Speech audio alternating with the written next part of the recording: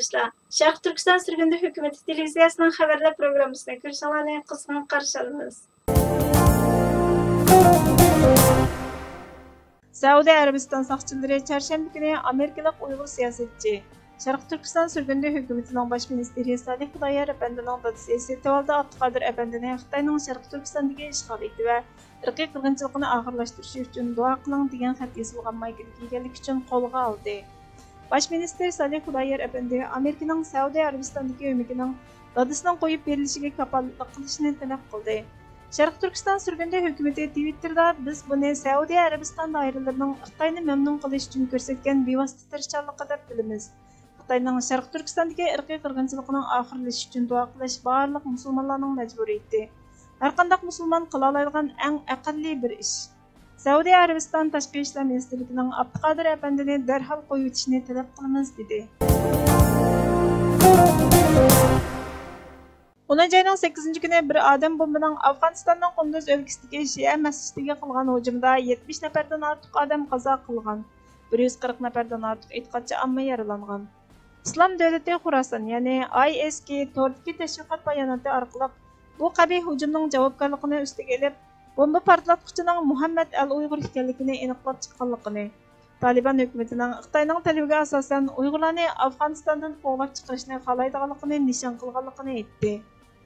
İslam Devleti Xurasan, ya'ni ISKning maqsadi Xitoy strategiyasini burunqi bahodan uzoqlashtirish yoki Talibanning Xitoyning talabiga asosan Uyg'urlarni chegaradan quvlab chiqarishdagi rag'batlantirishdan Uyg'urlarni o'zlarining qurolliq sepiga qaytib olib, o'zini Uyg'urlarning yangi qo'g'dag'ich qilib ko'rsatish fursati izlagan. Uyg'urlarning hujum qilganligini gavdalantirish orqali Xitoy, Taliban va keyingi Uyg'ur sho'basiga muhim uchurlarni bergan. Baş minister Salih Xudayar Efendi Taliban bayonotchisi Suhayl Shahin Amerika ovozining ziyoratini qabul qilganda odam bombaning Uyg'ur emas, Afg'on ekanligini aytdi. Iroq Sham Islom davlati terrorlik tashkiloti odam bombaning Uyg'ur ekanligini aytib, yolg'on so'zlash orqali Xitoyning Uyg'urlarni terrorchi qilib nishonlashiga yordam qilmoqda dedi. Xitoyning O'rta Osiyodagi bexatarlik tadbirlarini orttirishiga moslashib, Tojikiston Afg'onistonning chegarasiga yaqin joyda Xitoyning yangi bazasini qurishga ruxsat qildi.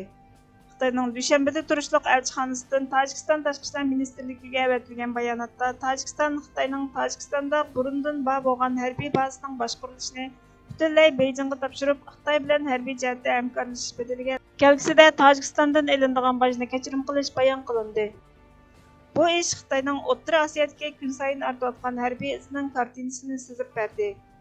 Xitoy Tojikistonning Afg'oniston chegarasidagi Vaxan koridoriga yaqin Murg'ab rayonida allaburun harbiy baza insho qilgan bo'lib, 5 yildan beri harbiy faoliyatlarni olib bormoqda.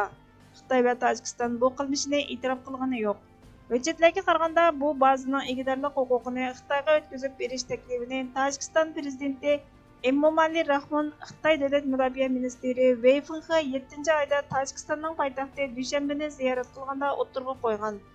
Hujjatlarda Beijingning Tojikiston o'tirg'a qo'ygan taklifini qabul qilgan qilmaganligi aniq yozilmagan. Ammo hozir bor bo'lgan asliyalarni kontrol qilishni, bojni kechirim qilish bedeliga Xitoyga qaytarish, Afg'oniston chegarasini bo'ylab Tojikiston harbiy punkti qurishga texnik ko'p mablag' bilan ta'minlaydiganligi o'tirg'a qo'yilgan.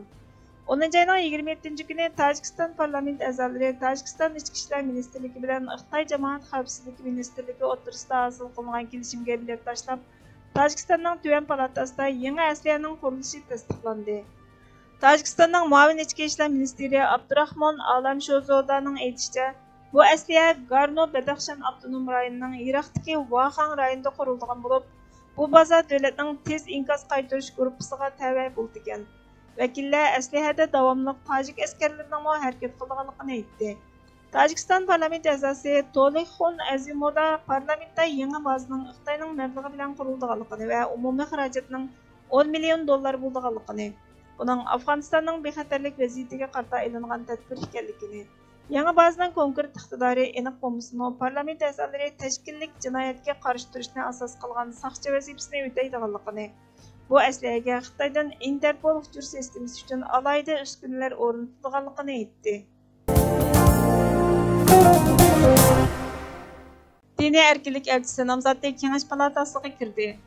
Rashad Hüseyin dunyodagi xristianlarni o'z ichiga olgan diniy asosliqlarning qo'g'dug'uchisi deb qaraladi. U seshanba kuni Tashqi munosabatlar komitetining yig'iniga qatnashgan 5 nomzodning biri bo'lib, Prezident Jo Baydenning xalqaro diniy erkinlik bosh elchisi qilib ko'rsatilishi muvofiq deb qaraldi. Bu tunji bo'lib bir musulmonning vazifaga qo'yilishi. Hüseyin Obama hukumatida davlat bexatarlik kengashida xizmat qilgan. Oqsaroyning muavin maslahatchisi, shundaqla terrorlikqa qarshi turish islom hamkorlik tashkilotining alohida elchisi qatorliq vazifalarni o'tagan. Hüseyinning ota-onasi Hindistonlik bo'lib, Wyomingda tug'ilgan, Teksas shtatida cho'ng bo'lgan. Qur'onni to'liq yodlagan. U Xitoy bilan diplomatik yoki iqtisodiy suhbatda diniy erkinlik masalalarining hargiz qurbonlik qilinmasligiga kafolat qilganligi to'g'risida qasam berdi.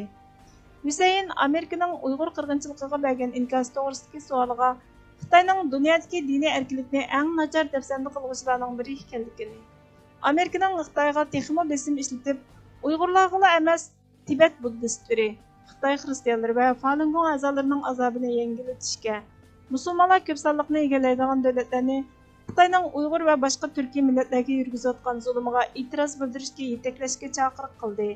Hüseyin ilgari Islom hamkorlik tashkilotining alohida vakili bo'lish sifati bilan dinlararo diplomatiyada tajriba to'plagan.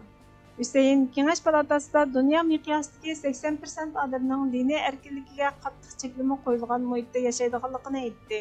Teksas popi va ko'p tillar ministrligining rahbari Bob Roberts Dallas Etige'li xabarlar gazetiga tunji musulmon bo'lish sifati bilan bu rolni ustiga olgan Hüseyin Amerika va boshqa davlatlardagi musulmonlarga o'chmanlik qilish va xo'rlashni kuchli rad qiladigan, xristianlarning huquqini ko'rinarli va ovozli qo'g'daydigan eng mukammal odam deb yozdi. Millatim, siz Allohning oldida og'ir gunohkor. Siz dinni o'limga hukm qildingiz. Duolaringiz Allohni masxara qilish bilan barobar. Ibodatlaringiz Allohni avor qilishdan boshqa narsa emas. To'g'ri, namoz o'qing, Ramazon tuting. Ammo eng chong ibodat kurashdir. Men sizga qurtulishning dushmanlar bilan urush qilishda ekanligini bildirmoqchiman. Zaminimizni ozod qilish bizning g'oyamiz va Allohning amri. Bu amirga itoat qiling. Shifrimiz o'lgicha dushman bilan urush qilish bo'lsin deydi Kavkaz qahramoni Sheyx Shamil.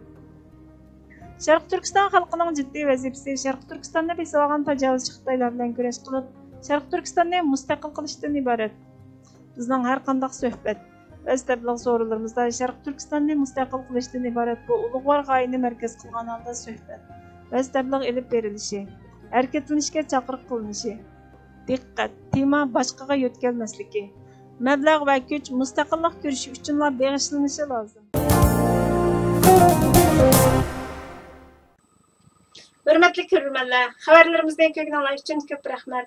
Kelar qatimqi programmamizda ko'rishguncha Allohga omonat bo'linglar.